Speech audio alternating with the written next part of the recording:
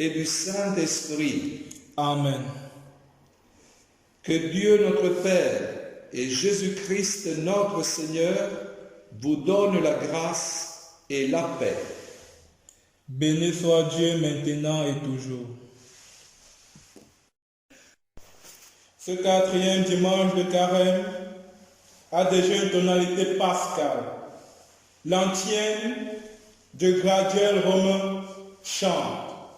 Létare, réjouissez-vous.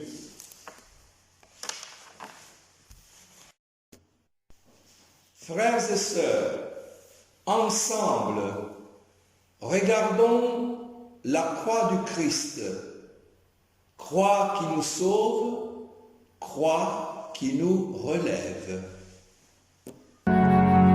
Lave-nous de nos fautes, Seigneur, purifie-nous de nos offenses, en pitié de nous. En pitié de nous. Rends-nous la joie d'être sauvés, qu'un esprit nouveau nous soutienne, en pitié de nous. En pitié de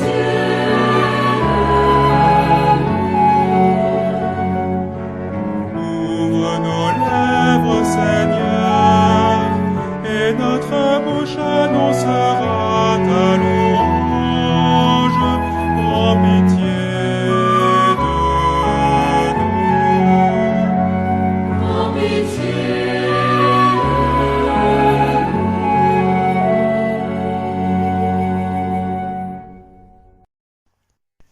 Prions. Dieu qui a réconcilié avec toi toute l'humanité en lui donnant ton propre Fils, augmente la foi du peuple chrétien pour qu'il se hâte avec amour au devant des fêtes pascales qui approchent. Tout cela, nous te le demandons par Jésus, le Christ, notre Seigneur. Amen.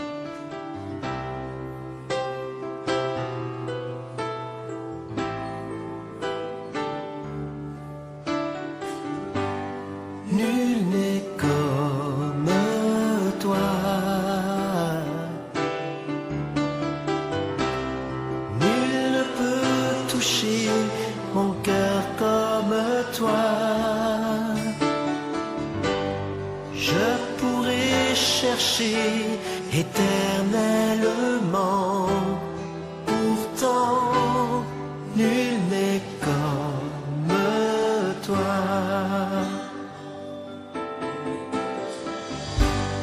Nul n'est comme toi.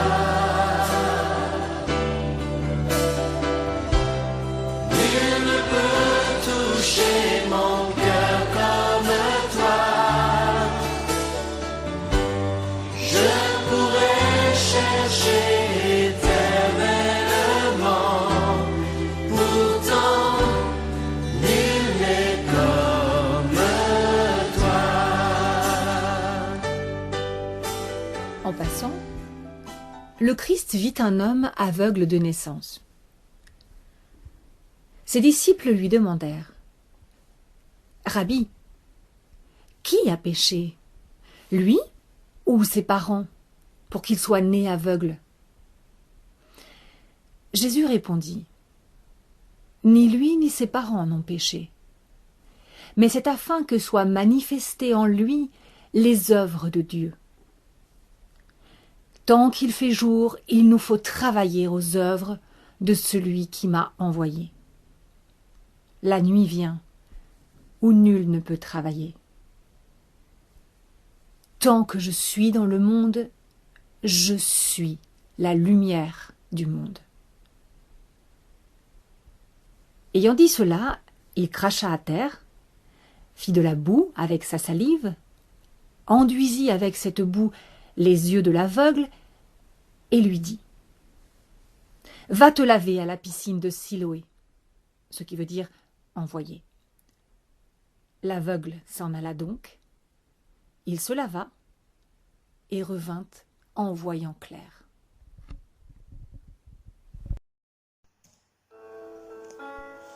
Ouvrir les yeux sur le Christ. Il est important pour nous tous, à notre chemin de carême, de faire mémoire du chemin de la foi. Il est important de nous rapprocher de la parole du Seigneur, de vivre les difficultés actuelles en confiance.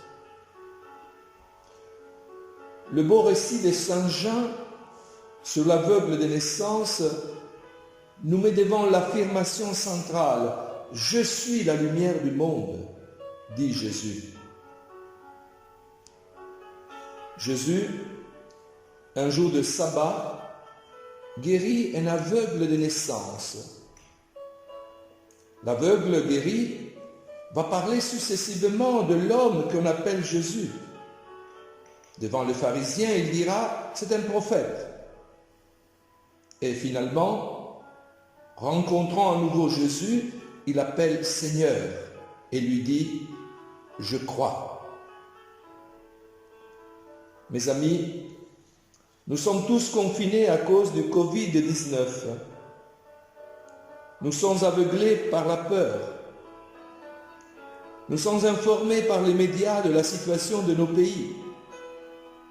Nous ne comprenons pas toujours comment nos villes sont désertes, nos commerces sont fermés, nos écoles, nos lieux de culture et tous les espaces sont interdits. De nos hôpitaux s'élèvent des cris de la souffrance et de l'incompréhension. Nos maisons redeviennent lieux de culte familial, ouverts à la communion, dans la prière, avec le pape, les évêques, les pasteurs, les personnes âgées, les souffrants. Nos prières révèlent la communion de l'invisible pour la gloire de Dieu et le salut du monde. Le miracle de Jésus nous invite à découvrir une dimension plus profonde que la simple lecture du texte. L'aveugle-né nous parle d'une autre cécité, la cécité d'un monde ténébreux qui s'est éloigné de la véritable lumière. Il est aveugle face aux réalités spirituelles, appartenant au monde intérieur, dont il ne reçoit plus la lumière. Il est cet homme banal de naissance. Nous utilisons ici l'expression de Paul Diel. Le prophète Isaïe dirait « œil trop obtus pour voir ».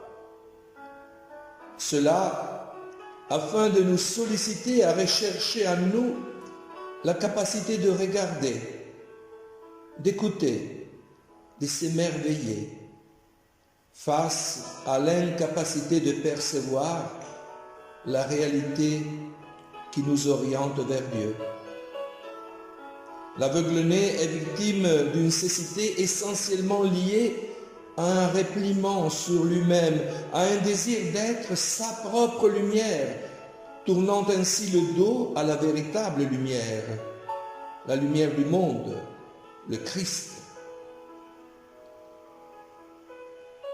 Mes amis, nous sommes tous invités en ce temps de carême où nous sommes plongés pour de bon dans le désert à relire notre histoire, à redécouvrir nos vocations, à accepter nos fragilités et nos responsabilités face à tout ce qui a été rendu banal et qui nous a enlevé le goût de l'émerveillement. Redécouvrons l'invitation du Seigneur à percevoir en toutes choses la présence agissante de Dieu. N'hésitons pas à nous ouvrir aux dimensions les plus profondes de la vie.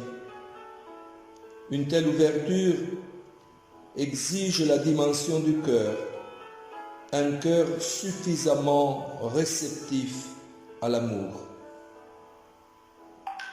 Jésus dit, tant qu'il fait jour, il nous faut travailler aux œuvres de celui qui m'a envoyé.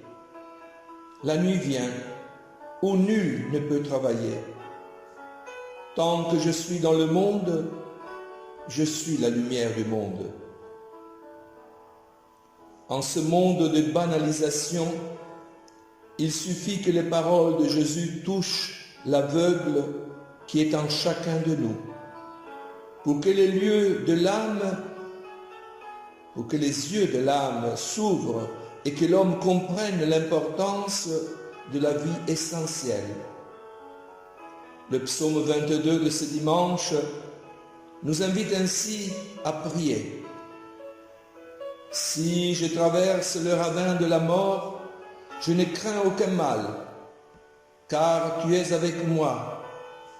Ton bâton me guide et me rassure. Amen.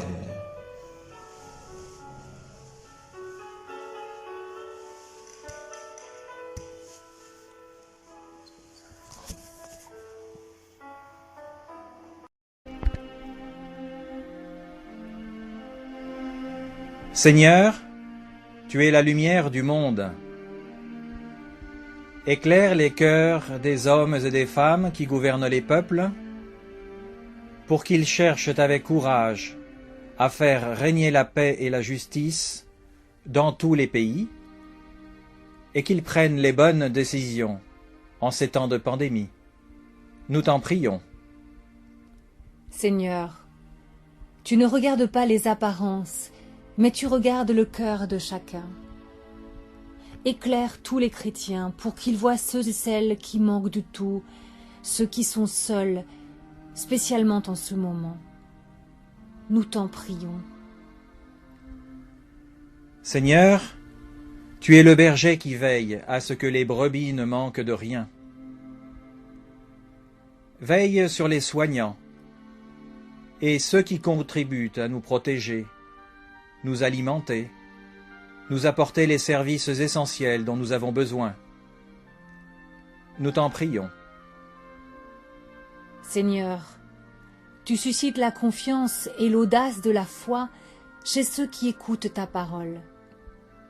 Éclaire les membres de notre communauté qui aujourd'hui ne peuvent se réunir dans notre église paroissiale pour qu'ils soient fidèles à ton amour malgré les circonstances.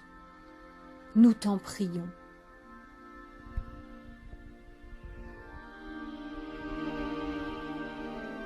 Le Seigneur soit avec vous. Et avec votre esprit. Que Dieu Tout-Puissant nous bénisse, le Père, le Fils et le Saint-Esprit. Amen. Nous nous confions à Marie. Ô Marie, notre Mère, intercédez pour nous, pour nos malades, nos enfants, nos frères blessés par la souffrance et les difficultés, pour nos familles, pour nos entreprises. Obtenez-nous la grâce, toutes les grâces que nous vous demandons. Ô très sainte Vierge, priez pour nous qui avons recours à vous.